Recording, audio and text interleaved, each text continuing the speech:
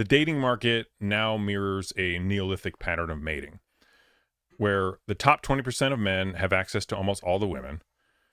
The next 40% of men have fewer options, and the bottom 40% of men are basically locked out. Now, what's interesting is this is not new in human civilization. That's what the mating market was when we were living in caves. And we actually know this scientifically because if you look at the Y chromosome, it turns out that about 40% of men did not pass on their genes. So we have a lot fewer male ancestors than female ancestors. Now, in your experience, is the dating market that I've described, are you dating right now or are you in a relationship? No. No, wait, which one? Neither. Oh, neither dating, but would you agree that the top 20% of men have most of the choices? Yeah, probably. Yeah. I guess. I don't ever get the top 20% of men. That's where I'm like, what do you well, I mean? give everybody a chance. The bottom 40%ers, guys. Hey. But what's interesting is we're in this strange time where the dating market is a Neolithic pattern of mating, but we still have this other lane called marriage where everyone follows rules from a Christian standpoint, sort of a roughly, although you can, people just break them off. This has never actually happened in all of human history where we have these two completely very, very different ways of mating, and no one ever talks about it. What do you mean? What I mean is, prior to the introduction of A, birth control, and B, antibiotics for STDs, the dating market was not this just free sexual marketplace. Oh, right. Correct. And it actually was like, okay, the purpose of you as a woman and you as a man to even interact at all, because you only interacted with either your family members or with potential like people you're going to marry, is to get married. There's no recreational dating. This just absolutely did not happen. A, because of pregnancy. B, because you had syphilis. So you didn't want to get that, and then you just die. So one of the things that people don't mention when they talk about we had the sexual revolution, the first thing you need before the sexual revolution is antibiotics.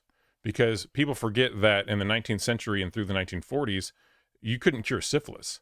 You have to have antibiotics first, and then you have to have birth control, and then you can have some kind of sexual revolution. And then this led into this strange situation where we are now, which is everyone's like, okay, well, you can have essentially polyamorous relationships in the dating market, but in marriage, then it's monogamous. And this is also one thing that drives me nuts is when people who are in like a throuple and they act like this is some kind of innovation. And if you have any sort of historical perspective, you would know that polyamory is what barbarians and Neolithic man were doing. The innovation was monogamy, and the monogamy is what then birthed Western civilization. So it just drives me crazy that poly people act like this is like some new thing. I'm like, no, it's not. That's what we were doing when we were in caves. It drives me insane. That's what half the Old Testament is. Wait, the Bible talks about polyamory? Well, no, they literally had multiple wives, and you know what I mean. Right. And Sodom and Gomorrah was basically Vegas on crack. Correct. Right. So it was a lot, and then all of a sudden one day, and I think I told you I'm reading the Bible through. And it's been difficult. It's been difficult, but I'm getting through it. And but yeah, then just one day, all of a sudden, it was just monogamy. Well, it's complicated. So no, I meant like in the Bible, it was like multiple wives, and then we decided, no, you should probably not do that. I'm not sure it actually says that in the Bible. It does. Oh, it does. Mm-hmm. Because the history of where our understanding of marriage comes from is really interesting, and nobody knows it. So there's this book called just blanked on it, The Weirdest People in the World, and it basically Are you in that book? Yes. It's about you. God. Go to break. So it talks about where did Christian marriage come from? Okay. Because so the Roman Empire falls in 400 AD. It basically disintegrates, but they had converted to Christianity, so Christianity sort of continues to spread. So, there's no central government, or sort of, it's complicated. But then if you look at marriage during the Roman Empire, it was not what we would consider marriage in like a Christian puritanical sense. Even saying that is really complicated because the Roman Empire lasted thousands of years and it depended on what class you're living in, because if you're rich, then you'd be doing it for different things. But my point is, you'll hear podcasters, you'll hear experts on marriage or whatever say, oh, well, the purpose of marriage used to be to combine two different families. And my answer is, you don't know what you're talking about. Because are you talking about marriage in like China in the 4th century? Or are you talking about marriage in Britain in the 19th century? Are you talking about Roman marriage or Neolithic marriage? And the answer is, it's everything and everything and nothing. And it's this incredibly complicated historical landscape that you can't sum up in just, oh, it used to be to combining two families to get lands together. The answer is, most people didn't own any land. Most people were just dirt poor. So yes, you did have a tiny class of people who were elites who might have done that. But getting back to what I was talking about, what we understand to be sort of a pure form of marriage in terms of customs and ceremonies and expectations and norms didn't actually emerge in the West until about the 12th or 13th century. And let me explain what I mean by that. So say you have a rule in your church and it's like we're in 700 AD and we're in Britain. Well, what are the rules for marriage? And what are the rules as far as enforcing them? And what if you break the rules? What does that mean? And so it's like, hey, you'd literally write a letter to the Pope and it would be like, so, hey, look, Pope, this guy cheated on his wife. Okay, what should the enforcement mechanism be for that? And what would you say? Oh, you're asking me? Yeah, I was just because listening. we're trying to enforce these rules on marriage. And the answer is, I don't know, because what if the Pope says, well, it's not that big a deal, just have him give him like 3 Hail Marys and then it's fine. But what if the Pope is like, he's excommunicated? Mm-hmm. What do you think the effect will be on the marriage, on people's ability to adhere to these rules? It would be pretty strong, right? Because if you get excommunicated for not following these rules versus slap on the wrist, just whatever, and we'll just look the other way. Well, then that's going to affect what we expect from each other in the West around marriage. And what ended up happening was, over hundreds of years, they always took the strongest enforcement mechanism. They said, number one, you can't marry your cousin, because look at the Bible. You can't marry your second cousin. These were literally letters that are going back and forth around what was going on. And then they'd sort of send these audit teams from like the Pope to France and Britain to just sort of check on how everything's going. And are these barbarians marrying each other, sisters and things like that? And are you allowed to marry like your sister-in-law? And these are all questions that ended up happening. And over a period of about 500 or 600 years that ended in the 13th century, so the 1200s or so, a very strict and form of monogamy emerged. And that's what we understand to be marriage. And that's what everyone adheres to. And as an unintended consequence of that, Western civilization was birthed, because this was not like, well, the reason why we have monogamy is so a family stay together. Well, the reason why we have monogamy is actually kind of random. And it was the choices, a period over hundreds and hundreds of years, and interpretations in the Bible. Like, what does the Bible say about marrying your 4th cousin? I don't think that's a very specific thing, but if you die, your brother is supposed to marry your wife. And then if that brother dies, the next brother is supposed to marry the wife. Because again, it was protection. With that's the Old Testament. Right. But then, is it the New Testament yet? No, I think it was still the Old Testament. One of the prophets got really mad that the king married his brother's wife. And then that wife put him to death because she was so offended by it, which doesn't make any sense. So they fast forward a couple hundred years. But a lot of these, but it doesn't really. But was that just his personal opinion? He was like, hey, don't do that.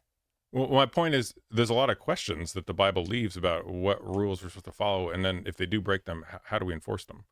Well, we don't have to enforce them. It's not our job.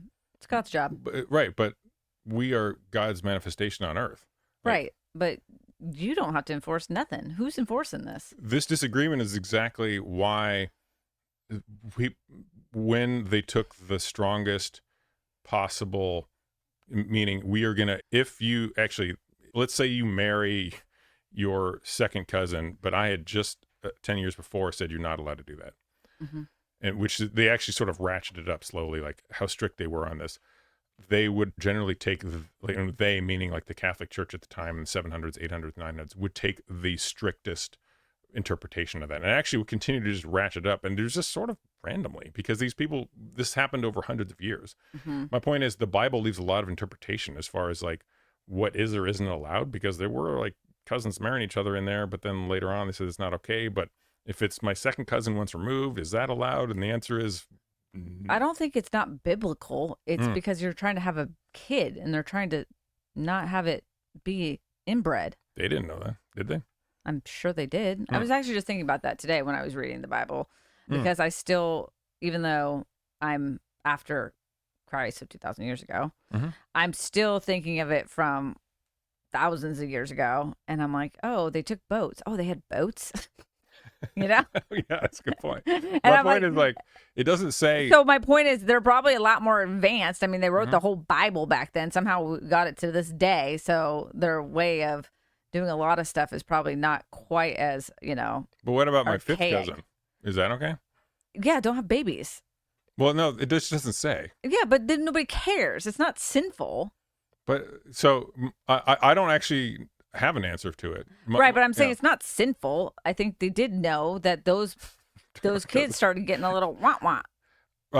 Right, but after you get, I know this sounds really weird, but after you get to like the 20th like 20th cousin, we're all 20th cousins. Right, that's my point. We're all so then 7th cousins. Where would we draw the line? And the answer is they only sort of randomly decided to make it really, really strict.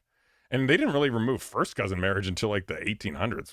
Seems disgusting to me, but they I mean, in a lot of places. There wasn't as many people back then, though, either. That's true. So, like, you didn't have a ton of options. You had very few options. Like, you might have been the only people out on your farm. You're like, cousin or it ain't my cousin. That's what is a really interesting part of the whole dating market, is that because I keep seeing things about how women are disappointed in the options, and I'm not sure if that's ever anything new, but if it was only 150 years ago, you'd have such a tiny number of people who you would even know, because you have, first of all, travel was too expensive. A, couldn't travel.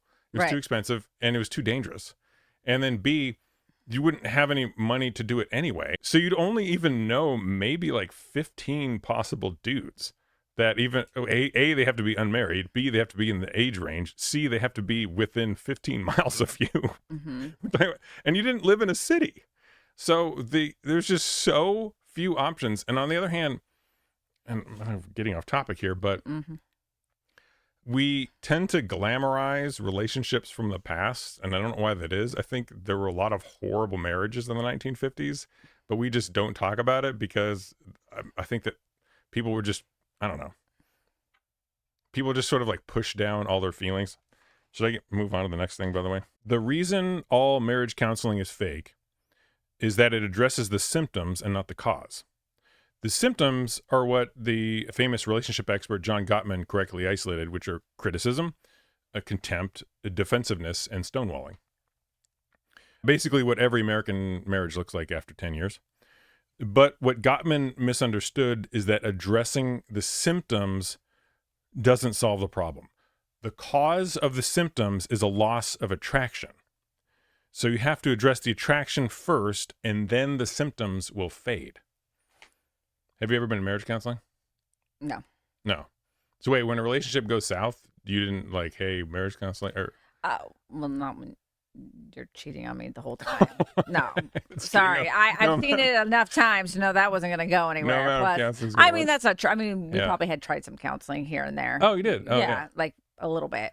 But I've read a lot of marriage books, and I would always try to do workbooks because I feel like that's like the key is to actually like uncover it. It's just like alcoholism. It's just the, how do you say it? Symptom for. I agree. Yeah.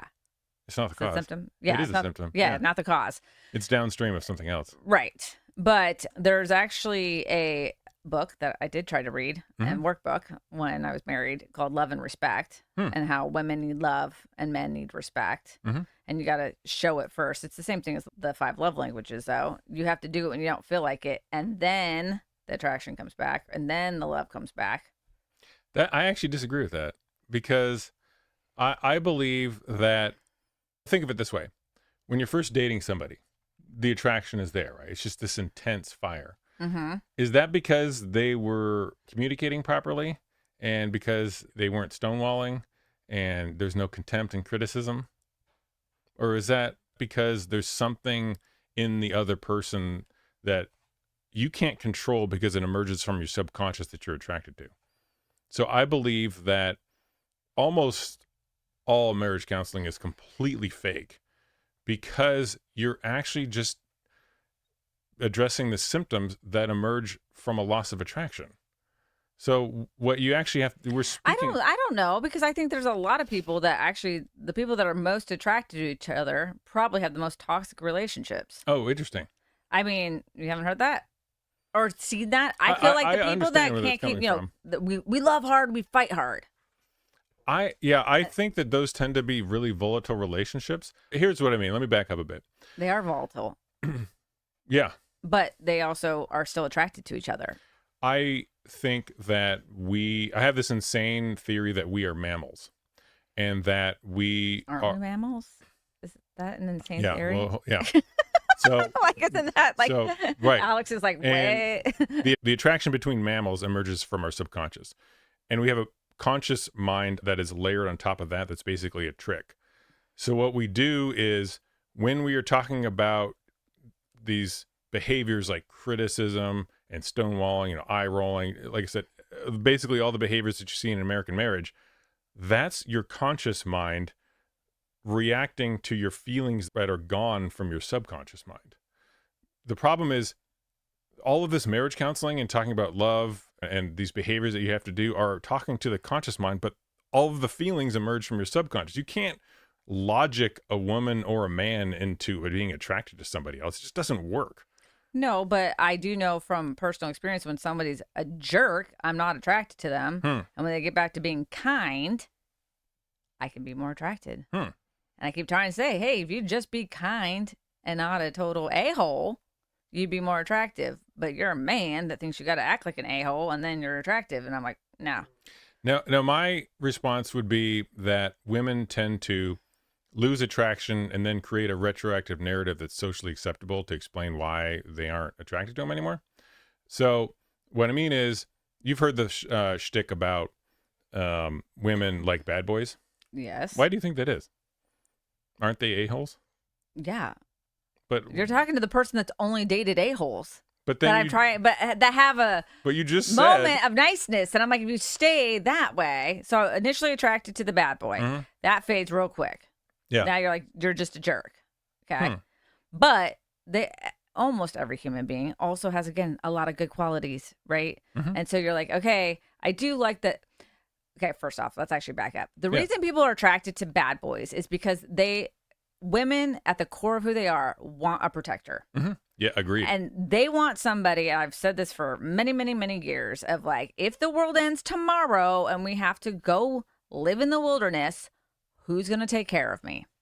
So we are naturally inclined to have the masculine man that's going to take care of me in one way or the other. And it may not be physically like the biggest guy, but it might be, again, the guy with money. And it's not because I need to be rich. It's because I know I'm being taken care of and provided for. I totally agree with you. So all this woke woman stuff, it's like, it's probably not really true at the core of 99% of women.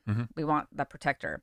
So again, the bad boy, it's like, well, you're going to protect me from actual evil. Like if I'm going down the street, you're going to beat that person up. The behavior from a bad boy is a proxy for someone who's an alpha male who's going to like protect. Yeah. Yes, totally exactly. So that's why we're initially attracted to them. But then they're not in touch usually with like any emotions and how to treat you right? They're angry all the time. That's why they can go beat up anybody, because they're walking around, they're all angry. So you're saying the bad boys, yes, they get women attracted to them, but then that fades off and then women want something else from them?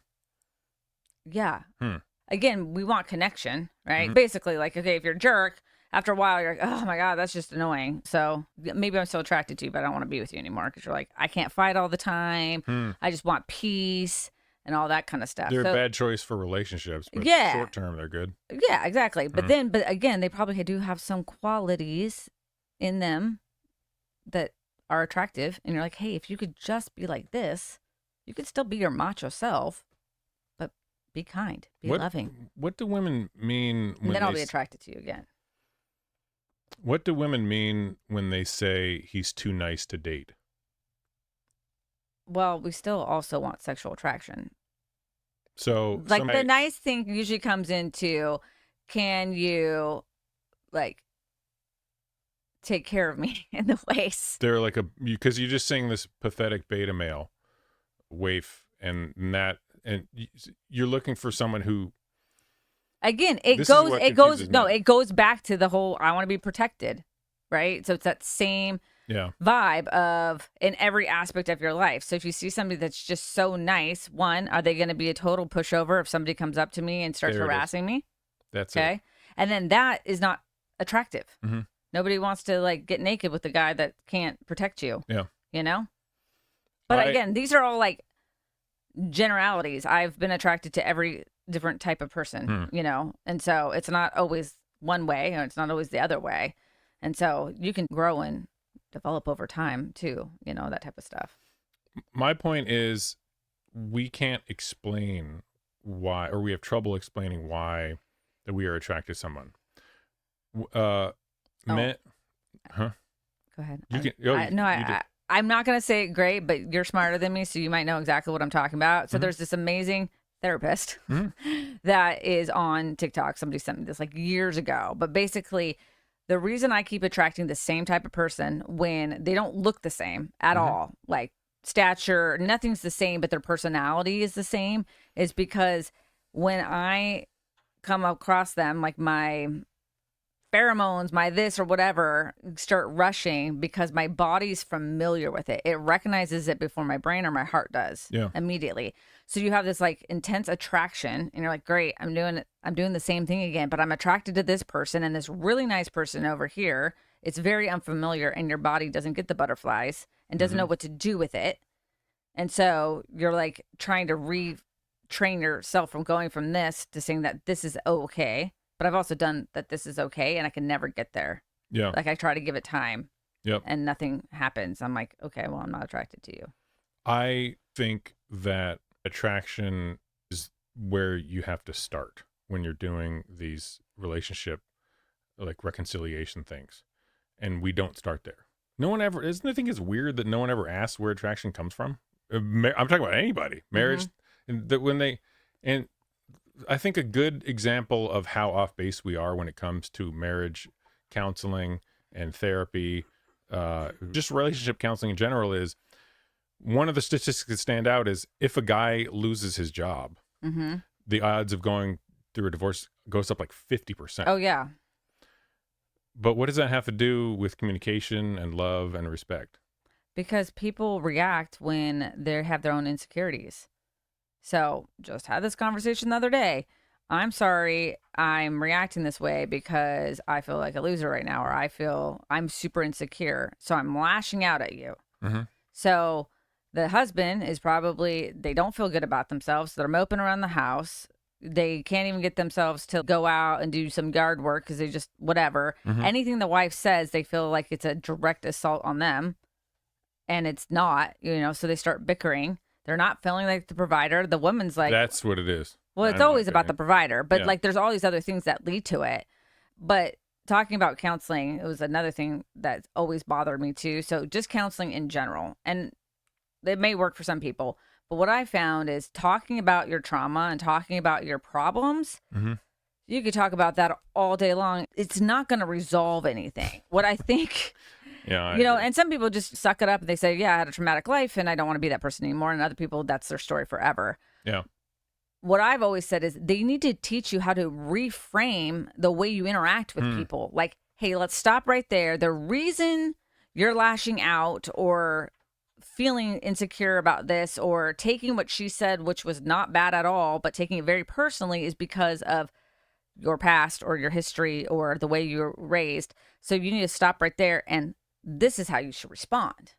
This is how you should think of it. It's not an attack on you. Perfect example. I was like, I'm going to hire somebody to clean my car, you know?